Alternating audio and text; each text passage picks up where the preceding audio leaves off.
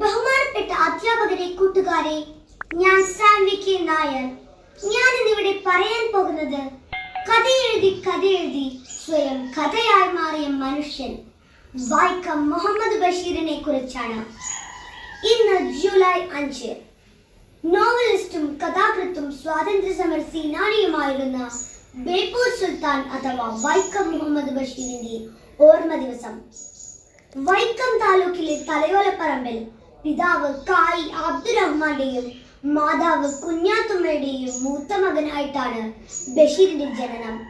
School വിദ്യാഭ്യാസ കാലത്ത് തന്നെ അദ്ദേഹം സ്വാതന്ത്ര്യ സമരത്തിൽ പങ്കെടുത്തിരുന്നു. ഗാന്ധിജിയെ കാണാൻ കോഴിക്കോട്ടെത്തിയ അദ്ദേഹം ഉപ്പു സത്യാഗ്രഹത്തിൽ പങ്കെടുത്ത് ജയിലിലായി. കഥയെഴുത്തുകാരൻ മാത്രമായിരുന്നില്ല ബഷീർ.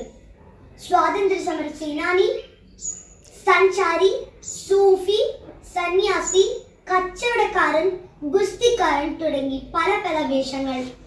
എല്ലാ വേഷത്തിന്റെ ഇടയിലും ആ പച്ച മനുഷ്യന് നന്മയുടെയും സ്നേഹത്തിന്റെയും മാറ്റമില്ലാത്ത ഒരു സ്വരൂപമുണ്ടായിരുന്നു. പട്ടിണിക്കാരന്റെയും പാവപ്പെട്ടവന്റെയും ചിന്തകളും വികാരങ്ങളുമായിരുന്നു ബഷീറിന്റെ സാഹിത്യ ലോകം. ഒന്നും എവിടെ നിന്നും കടമെടുത്തതല്ല, സ്വന്തം ജീവിത പരിസരങ്ങളിൽ നിന്ന് കണ്ടെടുത്തതാണ്. സമൂഹത്തിന് നേരെയുള്ള വിമർശനം നിറഞ്ഞ ചോദ്യങ്ങൾ അദ്ദേഹം ഹാസ്യത്തിൽ ഒളിപ്പിച്ചു. കേന്ദ്ര സംസ്ഥാന അവാർഡുകൾ ലഭിച്ച അദ്ദേഹത്തെ രാജ്യം പത്മശ്രീ നൽകി ആദരിച്ചിട്ടുണ്ട്. പ്രേമലേഖനം, ബാല്യകാലസഖി, പാത്തുമ്മട ആട്, മതിലുകൾ, ശബ്ദങ്ങൾ, ഭൂമിയുടെ അവകാശികൾ, ഇന്റെ ഉപ്പുപ്പാക്കൊരാനുണ്ടായിരുന്നു തുടങ്ങി പ്രധാനപ്പെട്ടവയാണ് അദ്ദേഹത്തിന്റെ കൃതികൾ.